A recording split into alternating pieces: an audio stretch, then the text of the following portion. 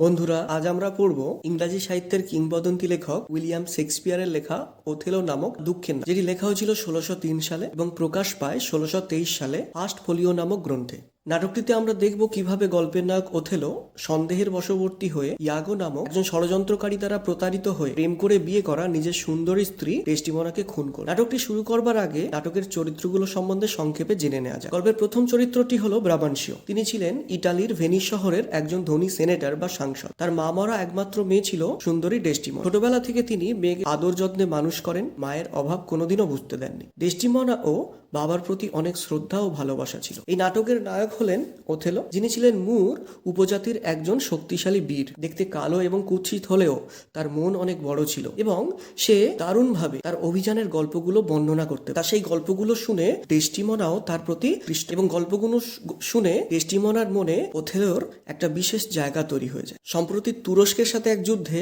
Othello তার নিজের বীরত্ব দেখানোর জন্য ভেনিসের ডিউক তাকে সেনাপতি পদে বহাল করেন। এই গল্পের অন্য এক গুরুত্বপূর্ণ চরিত্র হল মাইকেল কোশিও। সে ছিল ফ্লোরেন্সের তরুণ যোদ্ধা। সৌন্দর্য এবং মনোমুগ্ধকর স্বভাবের জন্য কোশিও খুবই পরিচিত ছিল। সে যে কোনো মহিলাকে সে ইমপ্রেস করতে পারত। ওথেলো এবং ডেস্টিমোনা ছাড়া ভেনিস শহরের প্রত্যেকে তাকে ঈর্ষা করত। ওথেলোর সাথে ভালো সম্পর্ক থাকার জন্য ওথেলো তাকে সম্প্রতি লেফটেন্যান্ট পদে বসায়।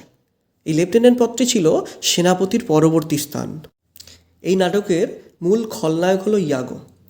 সম্প্রতি মাইকেল কোশিওকে লেফটেন্যান্ট পদে বসানোর জন্য সে ওথেলোকে ঘৃণা করত। সে মনে করত এই লেফটেন্যান্ট পদে একমাত্র অধিকারী সে। তার সমস্ত ক্ষমতা থাকা সত্ত্বেও তার পরিবর্তে মাইকেল কোশিওকে এই পদে বসানোয় সে ওথেলোর প্রতি বেজায় অখুশি।